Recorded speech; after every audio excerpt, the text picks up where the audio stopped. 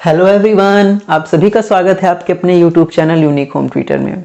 अपने आज की वीडियो में हम लोग चर्चा करने वाले हैं शेषफल प्रमेय के बारे में। किसके बारे में? शेषफल प्रमेय के बारे में, क्योंकि हम लोग अपने मैथ के वीडियो में नंबर सिस्टम पढ़ रहे हैं और नंबर सिस्टम के जो पिछले टॉपिक्स हैं, जैसे कि क्या संख्याएं क्या होती हैं, परिमेय संख्याएं क्या हैं, अपरिमेय संख्याएं क्या हैं, भाज्य संख्याएं क्या हैं, अभाज्य संख्याएं क्या हैं, इन सब के बारे में हम क्या कर चुके हैं, पढ़ चुके हैं। और हम लोगों ने क्या पढ़ा है? विभाज्यता का नियम और परिमेय संख्याओं के योग पर आधारित प्रश्न। इन सब टॉपिक्स को क्या कर चुके हैं, हम लोग कवर कर चुके हैं।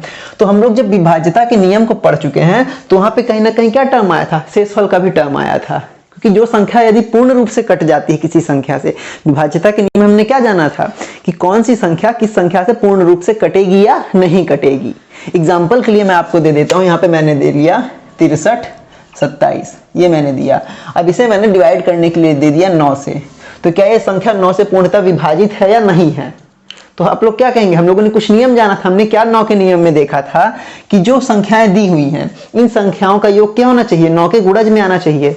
अब हम देखते हैं क्या ये 9 से कटेगी या नहीं। तो 6 धन 3 धन 2 धन 7, ठीक। अब जब हम इसे काटेंगे तो 6 3 9 आ गया, तो ये 9 से पूरा पूरा कट जाएगा, यानी ये, और 7 2 9, ये भी पूरा पूरा कट जाएगा। तो हमें शेषफल कितना मिलेगा? जब ये संख्या, कोई भी संख्या पूरी तरीके से कट जाती है तो वो क्या हो जाएगा? हमें शेषफल 0 मिलता है, ठीक। अब या फिर ऐसे आप देखेंगे, 63 27 को काट के देखिए, 63 27 हमें किससे काटना था? 9 से। 9 सत्ते 63, पूरा पूरा कट गया। उतारा हमने 2, छोटा है तो यानी 0 बार में, अभी भी आया क्या? 2। अब इसको उतारेंगे तो क्या बचा? 7 9 त्रिक 27। देखिए पूरी तरीके से कट गई, है ना। और हमें शेषफल क्या मिला? 0 मिला। क्या मिला? 0 मिला। यानी यदि कोई संख्या किसी संख्या से पूरी तरीके से कट जा रही है, विभाजित हो रही है, तो हमें शेषफल कितना मिलता है? 0 मिलता है। शेषफल हमें क्या मिलता है? 0 मिलता है। और शेषफल हमें और कैसे क्या क्या मिल सकता है? ये तो हमें 0 मिला, ठीक। अभी हमने यहाँ पे ले लिया 63 31 और डिवाइडेड बाय 9 करेंगे। तो जब हम इसे करेंगे तो हमने क्या देखा? 6 3 9, ये तो पूरा पूरा कट जा रहा है। 3 1 4, यानी हमें 4 क्या आ गया? 4 हमारा क्या हो जाएगा? शेषफल हो जाएगा। अब हमें ऐसे नहीं समझ में आया तो हम क्या करेंगे? 6 3 9 3 12 1, 12 1 क्या करेंगे? 6 3 9 1 12 1 13। अब 13 क्या? जब हम 13 को 9 से विभाजित करेंगे तो कितना में 4 शेषफल आएगा। अब इसे इस तरह हमें नहीं समझ में आ रहा है तो एक बार हम क्या देखेंगे, हम इसे उस तरीके से विभाजित करके देख लेते हैं। 63 31 को 9 से, 9 सत्ते 63, पूरा पूरा कट गया। उतारा हमने 3, 0 बार में, उतारा हमने 3, ये 9 त्रिक 27। शेषफल हमारा कितना आ गया? 4 आ गया।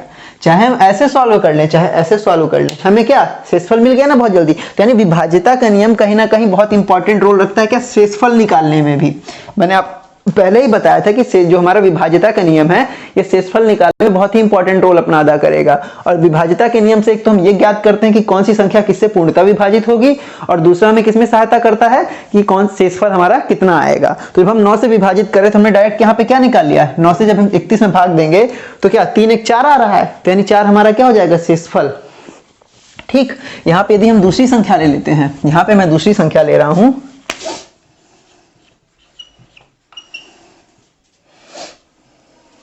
ये संख्या 11 से विभाज्य है या नहीं है। तो हमने क्या पढ़ा था कि सभी सम संख्याओं का स्थानों का योग और विषम संख्याओं के स्थानों के योग का अंतर क्या होना चाहिए? 11 का गुणज होना चाहिए या 0 होना चाहिए।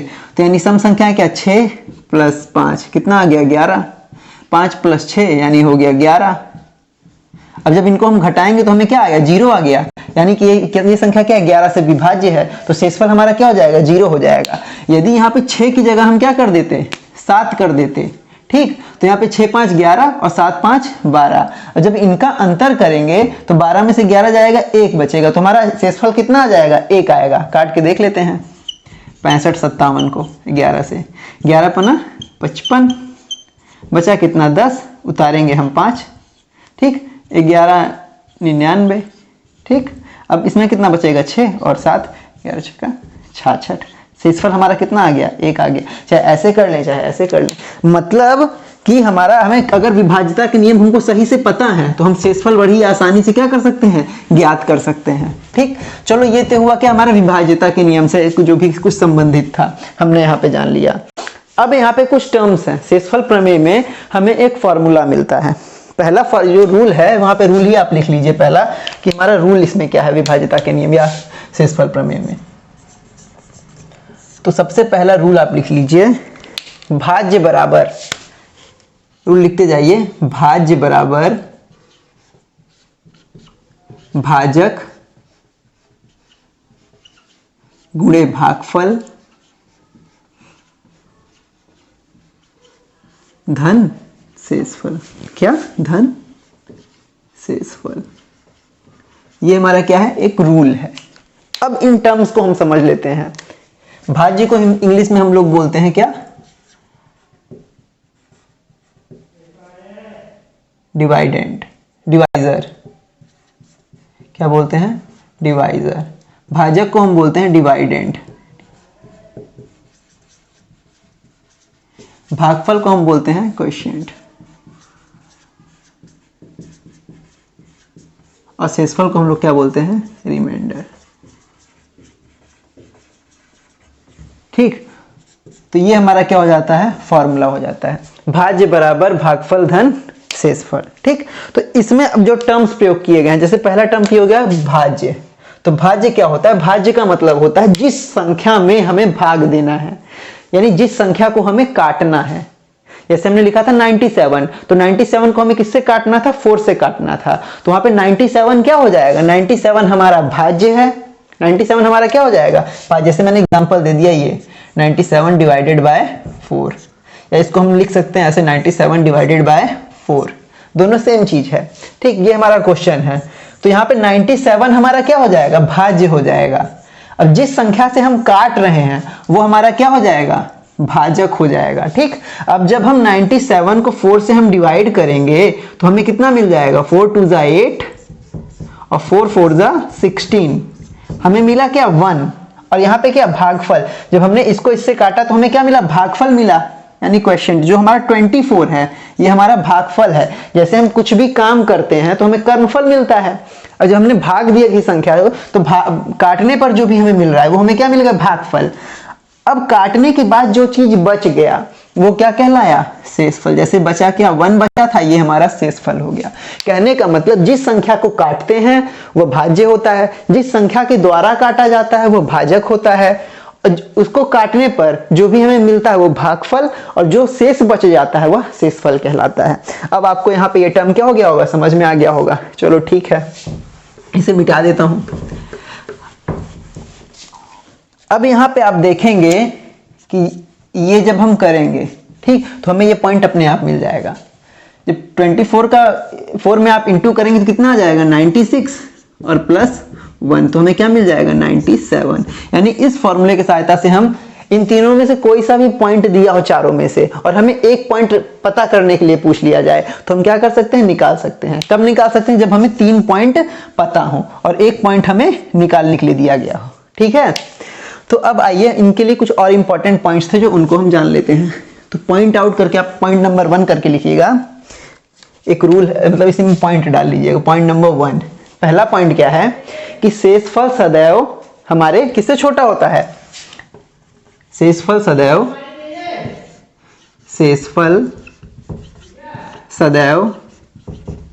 किससे छोटा होगा? हमारे जिससे हम जिससे हम काटते हैं, यानी भाजक से छोटा होगा। शेषफल सदैव भाजक से छोटा होगा। ठीक, पहला पॉइंट क्या मिल गया हमें? शेषफल सदैव भाजक से छोटा होगा। दूसरा पॉइंट यहां पे लिख लीजिए, यदि भाज्य भाजक से छोटा है, किससे? भाजक से छोटा है, छोटा हो तो क्या होगा? हमारा भाज्य ही शेषफल कहलाएगा। भाज्य ही शेषफल होगा, शेषफल होगा। ठीक है, अब ये कैसे? पहला पॉइंट तो हमें समझ में आ रहा है कि शेषफल सदैव किससे छोटा होगा? भाज्य से छोटा, भाजक से छोटा होगा। जैसे यदि यहाँ पे हम 7 को 4 से डिवाइड कर रहे हैं, ठीक, तो हमें कितना मिल जाएगा? 4 1 जा 4, यानी 3 हमें मिल जाएगा। लेकिन यदि हम 3 को 4 से डिवाइड करेंगे तो क्या हमें शेषफल मिलेगा? नहीं मिलेगा। यानी 0 बार में करेंगे तो हमारा 3 ही क्या आ जाएगा? शेषफल आ जाएगा। मतलब शेषफल सदैव भाजक से क्या होगा? छोटा होगा। ठीक है, शेषफल सदैव क्या होगा? भाजक से छोटा होगा। दूसरा पॉइंट हमारा ये बोला, यदि भाज्य भाजक से छोटा हो, जैसे मैंने यहाँ पे दिखाया था 3 हमारा क्या हो गया? भाज्य है। 4 हमारा क्या है? भाजक है, यानी काटने वाला। 4 हमारा किससे मतलब 3 हमारा किससे छोटा है? 4 से छोटा है, तो हमारा शेषफल वापस क्या आ जाएगा? यही भाज्य हमें शेषफल मिला ना। तो कहने का मतलब ये था, यदि भाज्य भाजक से छोटा हो तो भाज्य ही क्या होगा? शेषफल होगा। ये 2 पॉइंट बहुत ही इंपॉर्टेंट हैं। अब आइए इसमें से इस टाइप के जो क्वेश्चन प्रीवियस ईयर में पूछे गए हैं कि क्वेश्चन किस टाइप से बनते हैं, तो उनमें से एक क्वेश्चन जो प्रीवियस ईयर में पूछा गया था उसको मैंने लिया हुआ है और मैं आपको क्या वो सॉल्व कराता हूं। तो आइए देखिए जल्दी से हम लोग करते हैं उस क्वेश्चन को, फिर आगे हम बहुत ही इंपॉर्टेंट क्वेश्चन सॉल्व करेंगे जिस हिसाब से इसमें टाइप बेस्ड क्वेश्चन बनते हैं। तो जो पहला इसमें क्या है, जैसे पहला इसका क्वेश्चन आप लोग लिख लीजिए। विभाजन के किसी प्रश्न में, मैंने नोट करके रखा हुआ है, विभाजन के किसी प्रश्न में आप लोग भी लिखते जाइए क्वेश्चन। विभाजन के किसी प्रश्न में भाजक क्या भागफल का 4 गुना, किसका? भागफल का 4 गुना तथा शेषफल का 3 गुना, कितना? शेषफल का 3 गुना है। यदि शेषफल 4 है तो भाज्य ज्ञात करो। क्या ज्ञात करो? भाज्य ज्ञात करो। ये क्वेश्चन हमसे पूछ लिया गया। अब देखो यहाँ पे हमें क्या निकालने के लिए बोला गया है? हमसे पूछा गया है भाज्य को हमें निकालना है और हमें क्या क्या दिया हुआ है? भाजक दिया हुआ है, भागफल दिया हुआ है और शेषफल दिया हुआ है। ठीक, लेकिन इनडायरेक्टली दिया हुआ है। अब इनडायरेक्टली दिया हुआ है तो हमें क्या, हमें यहाँ पे भाजक भागफल का 4 गुना है, लेकिन यहाँ पे भागफल हमें मालूम नहीं है, तथा शेषफल का 3 गुना है और शेषफल हमें यहाँ पे क्या पता है। तो शेषफल की सहायता से हम भागफल और भाजक को क्या कर सकते हैं? निकाल सकते हैं। यहाँ पे हमें 3 पॉइंट दिए हैं, भाजक, भागफल और शेषफल, जिसमें से हमें 1 पॉइंट डायरेक्टली दिया हुआ है, बाकी 2 पॉइंट इनडायरेक्टली है। तो इनको हमें निकालना है। कैसे निकालेंगे? सबसे पहले हमें क्या बोला है? शेषफल का 3 गुना। क्या है? भाजक शेषफल, क्योंकि कॉमा लग गया, कॉमा के बाद का मतलब होता है ये पद दोनों के लिए वो है, क्योंकि तथा भी है बीच में, तो यानी ये पद इससे भी संबंधित है और ये बात इससे भी संबंधित है। भाजक किसका? भागफल का 4 गुना है। भाजक भागफल का 4 गुना है तथा शेषफल का 3 गुना है। कौन? भाजक। अब यहाँ पे हमें शेषफल कितना पता है? 12। शेषफल हमें गिवन है, कितना है? 12 है। ठीक है, शेषफल बराबर कितना हो गया? 12, जो कि किसका है? भाजक का 3 गुना है। यानी भाजक निकालने के लिए हम क्या करेंगे? भाजक किसका है? शेषफल हमें यहाँ पे कितना दिया हुआ? 4 दिया हुआ है। शेषफल कितना दिया हुआ? 4 दिया हुआ है, जो कि भाजक का कितना है? 3 गुना है। ठीक, भाजक का कितना है? 3 गुना, यानी भाजक शेषफल का कितना होगा? 3 गुना होगा। तो शेषफल यानी शेषफल गुणे 3 यदि हम कर देंगे तो हमें क्या मिल जाएगा? भागफल मिल जाएगा, क्योंकि भाजक किसका? शेषफल का 3 गुना है। तो यही हमने लिख लिया, भाजक बराबर शेषफल का 3 गुना। शेषफल हमें कितना दिया था? 4। शेषफल की जगह पे हम लोगों ने 4 रखा, यहाँ पे गुणे 3 कर दिए तो हमें क्या मिल गया? ये मिल गया हमें भाजक। भाजक हमारा कितना हो गया? 12 हो गया। ठीक, अब हमें भागफल निकालना है। तो भागफल किसका 4 गुना था? भाजक भागफल का 4 गुना था। भाजक, यहाँ पे हमने लिख लिया भाजक बराबर किसका? भागफल का 4 गुना। यही था, भागफल का 4 गुना। अब भाजक हमें मिल गया यानी 12, तो अब हम भागफल भी निकाल सकते हैं। भागफल, ये संख्या यहाँ गुणे में थी, यहाँ पे आएगी तो किसमें आ जाएगी? बटे में। तो अब इसे काटेंगे तो 3 आ गया। तो भागफल हमें कितना मिल गया? 3। भागफल भी हमें मिल गया 3। अब हमें सारे जब पॉइंट मिल गए, हमें 3 चीज मिल गई ना, शेषफल मिल गया, भाजक मिल गया, भागफल मिल गया। अब हमें निकालना क्या था, भाज्य। तो अब हमारा फॉर्मूले पे हम रख देंगे, फॉर्मूला हमारा क्या बोलता है, भाज्य बराबर भाजक गुणे भागफल धन शेषफल। मैं इसलिए ये फॉर्मूले बार बार लिख रहा हूं ताकि आपको याद हो जाए, रिपीट होता जाए। और आप लोग जब प्रैक्टिस करेंगे तो इसी तरह लिख के करेंगे तो आपका फॉर्मूला क्या हो जाएगा, हमेशा के लिए आपको याद होता जाएगा। अब हमें भाज्य निकालना था, हमें भाजक कितना मिला, 12, ये मिल गया 12। भागफल हमारा कितना है, 3, और शेषफल हमारा कितना था, 4। तो करेंगे 12 3 36, 4 40, ये हो जाएगा क्या, हमारा भाज्य हो जाएगा। क्या हो जाएगा, भाज्य हमारा क्या हो जाएगा, ये हो जाएगा। और इस क्वेश्चन के जो हमें ऑप्शन दिए हुए थे, ऑप्शन इस हिसाब से थे, 36, option B 40, option C 12, option D 30। तो इसमें कौन सा ऑप्शन होगा, ऑप्शन नंबर बी हमारा क्या हो जाएगा, आंसर हो जाएगा। ठीक है, तो इस टाइप से क्वेश्चन क्या हुए हैं, पूछे गए हैं प्रीवियस ईयर में। और ये क्वेश्चन जो मैंने पूछा थे 2014 के एग्जाम में आया हुआ है। ठीक है, तो इस हिसाब से हम क्वेश्चन को सॉल्व करते हैं। हम क्वेश्चन के प्रश्न को पढ़ते हैं कि हमें दिया क्या गया है। देखिए मैंने यहाँ पे एक बार दिमाग से देखिए मैंने किया क्या। हमें ये क्वेश्चन दिया हुआ था, 3 पॉइंट दिए हुए थे और बताया गया था शेषफल इतना है। हमें एक पॉइंट हमें इनमें से पता चल गया। ठीक है, शेषफल। अब शेषफल किसका 3 गुना था, शेषफल का 3 गुना भाजक है। शेषफल का 3 गुना कौन है, भाजक है। तो यानी शेषफल हमारा 4 था, 4 में हम 3 का गुणा कर देंगे तो यानी कितना है, 12। 12 हमारा क्या हो जाएगा, भाजक हो जाएगा। मिल गया, हमें भाजक मिल गया। अब जो भाजक भागफल का 4 गुना था, भागफल का 4 गुना कौन था, यानी भागफल गुणे 4 बराबर 12 लिख सकते हैं, क्योंकि जो भाजक था वो भागफल का 4 गुना था। तो यानी भागफल हमें निकालने के लिए क्या करने पड़ेगा, इस 4 को हम 12 में क्या कर देंगे, डिवाइड कर देंगे। तो हमें क्या मिल जाएगा, भागफल। यानी जब हम 12 में 4 का डिवाइड करेंगे तो कितना मिल गया हमें, 3। तो हमें क्या मिल गया, हमारा भागफल मिल गया। अब जब हमें ये सारी चीजें मिल गई तो हमें भाज्य निकालना। जब हमें 3 पॉइंट पता चल गया, हमें भाजक पता चल गया, भागफल पता चल गया, शेषफल पता चल गया, तो हम भाज्य को आसानी से निकाल सकते हैं इस फॉर्मूले से। और हमने वही चीज किया। तो आपको ये पॉइंट क्या होगा, समझ में आया होगा ये क्वेश्चन। और इस टाइप के क्वेश्चन आपको बुक में जो भी मिले, जहां भी जिस बुक में मिले आप सॉल्व करिए।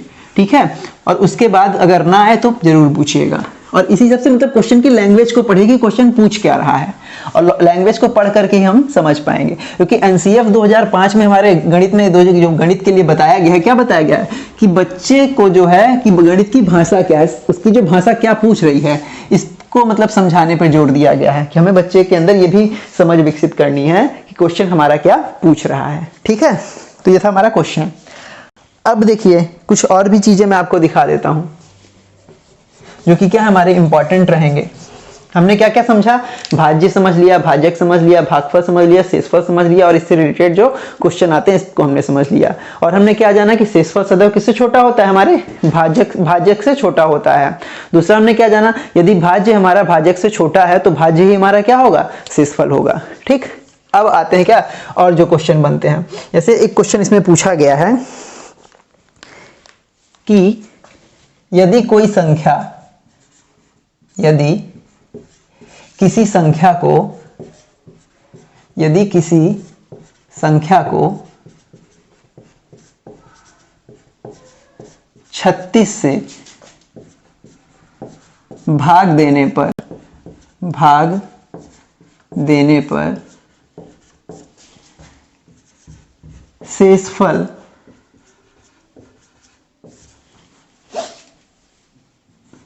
17 प्राप्त होता है, 17 प्राप्त होता है, तो उस संख्या को 12 से भाग देने पर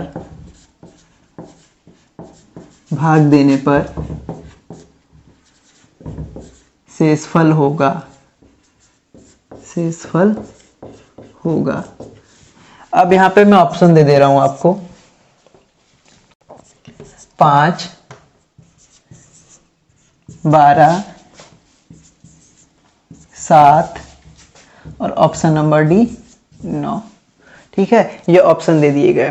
तो इस टाइप के क्वेश्चन भी क्या किए प्रीवियस ईयर में पूछे गए हैं। शेषफल हमें क्या दिया कि यदि कोई किसी संख्या को 36 से भाग देने पर शेषफल 17 प्राप्त होता है, तो उसी संख्या को हम 12 से यदि भाग देंगे तो हमें क्या शेषफल प्राप्त होगा।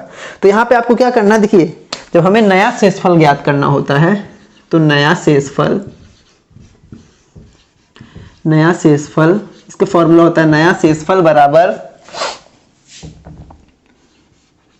पुराना शेषफल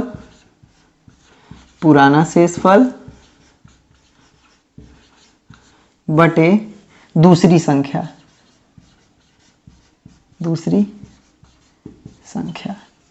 ये हमारा क्या होता है, फॉर्मूला हो जाता है। अब क्यों हो जाता है, क्योंकि देखिए जो 12 है वो किसका गुणज है, 36, मतलब 36 से 12 का गुणज है ना। तो यानी कोई संख्या यदि 36 से कट रही है तो मतलब यदि कोई संख्या 36 से कट रही तो वो 12 से जरूर कटेगी, क्योंकि 12 क्या है, उसका गुणज है। ठीक है, तो कोई संख्या, क्योंकि 36 से कटने के लिए क्या होना चाहिए, 36 से कटने के लिए किसी संख्या का 12 से भी कटना चाहिए और 3 से भी कटना चाहिए। ठीक, तो यानी जो संख्या यदि 36 से कट रही है यानी वो संख्या किससे भी कटेगी, 12 से जरूर कटेगी। तो यहाँ पे क्या, अब हमें शेषफल उससे, मतलब ये तो हमें पहले पता चल गया कि वो संख्या पूरी तरीके से 12 से कटने वाली है। अब हमें क्या, पुराना शेषफल, अब हमें शेषफल, ये जरूरी नहीं कि शेषफल भी पूरा उससे कटे वही शेषफल आए। तो शेषफल हमारा क्या है 17, दूसरी संख्या क्या थी हमारी यहाँ पे 12। जब हम इससे भाग देंगे तो क्या हमारा शेषफल आएगा, 5 हमारा शेषफल बचेगा। इसीलिए हमारा यह क्या हो जाएगा, ऑप्शन नंबर ए इसका क्या हो जाएगा, आंसर हो जाएगा। ये हमें कैसे पता चला, क्योंकि हमें ये पता है 36 जो है 12 का क्या है, गुणज है। यानी जो संख्या 36 से कटेगी वो संख्या 12 से जरूर कटेगी। ठीक, समझ में आया। जो संख्या 36 से यदि कट रही है तो वह संख्या 12 से जरूर कटेगी, पहली बात। दूसरी बात, यहाँ पे अब क्या जरूरी नहीं है, ये तो जरूरी था कि जो संख्या 36 से कटेगी वो संख्या 12 से कटेगी, जो संख्या 36 से कटेगी वो संख्या 9 से भी कटेगी, क्योंकि 9 का गुणज भी 36 है, 9 के टेबल में 36 आता है ना। यदि तो यहाँ पे ये बात तुम्हें समझ में आ रही है कि जो संख्या 12 से कटेगी वो संख्या 36 से जरूर कटेगी, या जो संख्या 36 से कट रही है वो संख्या 12 से जरूर कटेगी। अब दूसरा पॉइंट क्या है, अब हमें शेषफल कितना मिला, 17 मिला। तो यहाँ पे ये जरूरी नहीं है कि यदि 36 से काटने पे शेषफल 17 मिल रहा है तो 12 से भी काटने पे शेषफल हमें 17 ही मिले। तो हम क्या करेंगे, डायरेक्ट इस 12 से हम इस 17 में भाग दे देंगे और जो शेषफल आएगा वही हमारा क्या हो जाएगा, आंसर हो जाएगा। ठीक, समझ में आया। बस हमें ध्यान ये देना है कि जो भी संख्या यहाँ पहली संख्या है वो दूसरी संख्या के क्या होना चाहिए, गुणज होनी चाहिए। यदि हम यहाँ पे चेंजेस करके, यदि हम यहाँ पे ये लिख दें, इसको हटा दें, ठीक है, यहां पे मैं चेंज करके लिख दे रहा हूं 63, क्या लिख दिया 63, और यहां पे मैंने क्या लिख दिया 21 लिख दिया। ठीक है, यहां पे मैंने क्या लिख दिया, 21 हटा देते हैं, 9 ही लिख देते हैं पहले। ठीक, यहां पे मैंने लिख दिया 9। ठीक, अब क्या, जो संख्या 63 से यदि हम काट रहे हैं तो शेषफल हमें कितना मिल रहा है, 17। अब जो 9 है वो 63 का, मतलब 63 जो है 9 का गुणज है या नहीं, 9 से 7 बार में कटता है। तो यानी जो संख्या 63 से कटेगी वो 9 से भी कटेगी, जरूरी है। तो हम क्या करेंगे, 9 का डायरेक्ट हम इस संख्या में भाग देंगे, जो शेषफल आएगा वही हमारा इसका आंसर हो जाएगा। ठीक, यदि हम और देखें, यहाँ पे मैंने 21 लिखा था, 21 में भी समझ लेते हैं। अब 21, जब हम 21 से इसको भाग देंगे तो 21 जो है 63 काट दे रहा है 3 बार में। तो यानी जब हम 21 से 17 का भाग देंगे तो यहाँ पे क्या हो गया, 17 जो है छोटा पड़ गया ना 21 से, यानी जो हमारा भाज्य है भाजक से छोटा है, तो हमारा ये क्या, भाज्य ही हमारा क्या हो जाएगा, शेषफल आ जाएगा। यानी 17 हमारा क्या हो जाएगा, शेषफल हो जाएगा। मैंने यहाँ पे 9 दिया था, तो जब 9 से यदि हम 17 को डायरेक्ट भाग देंगे तो क्या हो जाएगा, 9 एक कम 9 बचा 8, 8 हमारा क्या हो जाएगा, शेषफल हो जाएगा। ठीक, तो इस टाइप के जब क्वेश्चन पूछे जाएंगे तो बस हमें एक चीज का ध्यान देना रहेगा। हमें क्या ध्यान देना है कि जो यहाँ पे ये संख्या और ये दूसरी संख्या है ना, जो दूसरी संख्या दी है, ये इसका क्या होना चाहिए, गुणज होना चाहिए। ठीक है, जो दूसरी संख्या है, मतलब पहली संख्या का, जो पहली संख्या है दूसरी संख्या का क्या होना चाहिए, गुणज होना चाहिए।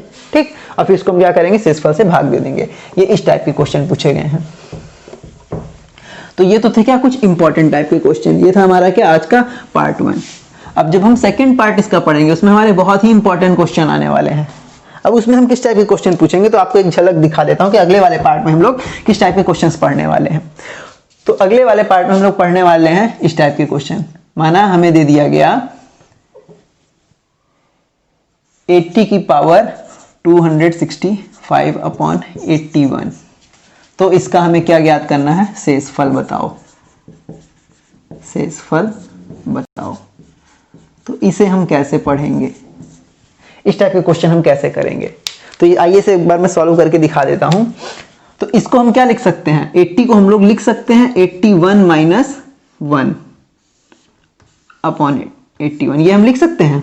80 को हम 81 माइनस 1 लिख सकते हैं, इसकी पावर 265, इस हिसाब से हमने लिखा।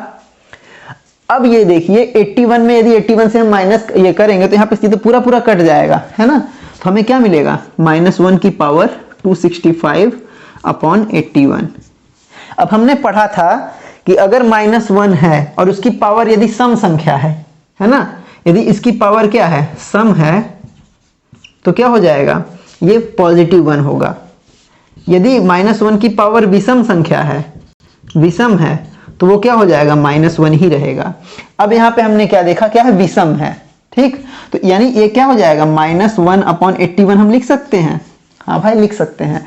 और यदि किसी भी संख्या का हमें रिमाइंडर निगेटिव मिल रहा है तो हम क्या करेंगे, इस संख्या को इसमें से घटा देंगे, यानी 81 माइनस 1 कर देंगे, तो यानी शेषफल हमें कितना मिलेगा, 80 ही मिलेगा। नहीं समझे तो आइए एक बार यहाँ पे देख लेते हैं।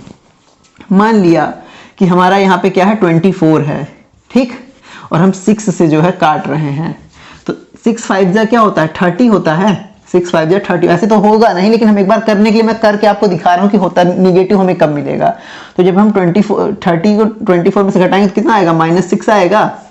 कितना आएगा, -6 आएगा। ये हमारा क्या है, रिमाइंडर आया, ठीक। -6 हमारा क्या आ गया, रिमाइंडर आ गया, -6। और हमें क्या मिला था यहाँ पे,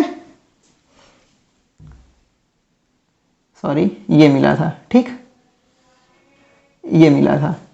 तो यहाँ पे यदि हमें क्या मिलता, 0 हमें रिमाइंडर मिलता कि नहीं मिलता, 0 हमें रिमाइंडर मिलता, लेकिन हमने क्या किया, इससे जब हम कटा देंगे, 6 - 6 कर देंगे, 0 अपने आप आएगा कि नहीं आएगा, क्योंकि 24 पूरी तरीके से कट जा रहा है। अगर इस तरीके से आप नहीं समझ पाए तो आइए दूसरा एग्जाम्पल यहाँ पे ले लेते हैं। सदा आपको एग्जाम्पल ना समझ में आया हो तो यहाँ पे देखिए, मैंने लिया क्या, 25, और मैंने इससे कर दी 6 से। अब करेंगे 6 5 जा 30, यहाँ पे कितना आया, -5 आया, ठीक। अब -5 जब हम क्या करेंगे, इससे काटेंगे तो हमें क्या रिमाइंडर मिलेगा, 1 मिलेगा ना रिमाइंडर। 6 में से 5 हम घटा देंगे तो 1 आया। अब जब हम यहाँ पे रिमाइंडर देखेंगे, ये 6 से, तो रियल रिमाइंडर 6 4 जा 24, कितना मिला, 1 ना मिला, ये। इसलिए इससे हम इसे क्या करते हैं, घटाते हैं। इसीलिए यहाँ पे हम 81 से जब हम 1 को माइनस कर देंगे तो 80 हमारा क्या हो जाएगा, रिमाइंडर हो जाएगा। अगर नहीं समझ में आया तो अगले वीडियो में ऐसी टाइप के एकदम बेसिक से क्वेश्चन को समझाऊंगा और आप लोग उसको क्या जरूर देखिएगा, बहुत ही इंपॉर्टेंट टॉपिक है। मैं आशा करता हूँ आप लोग को हमारा आज का वीडियो समझ में आया होगा। एकदम बेसिक मैंने डिटेल उसमें आप लोगों को बताया है, और आगे भी कोशिश करूंगा एकदम बेसिक से आपको क्या चीज़ों को मैं लेकर के चलूँ, आपको समझाता चलूँ। तो प्लीज़ यदि आपको वीडियो अच्छा लगा है तो प्लीज़ चैनल को लाइक कीजिए, शेयर कीजिए और सब्सक्राइब कीजिए। Thank you.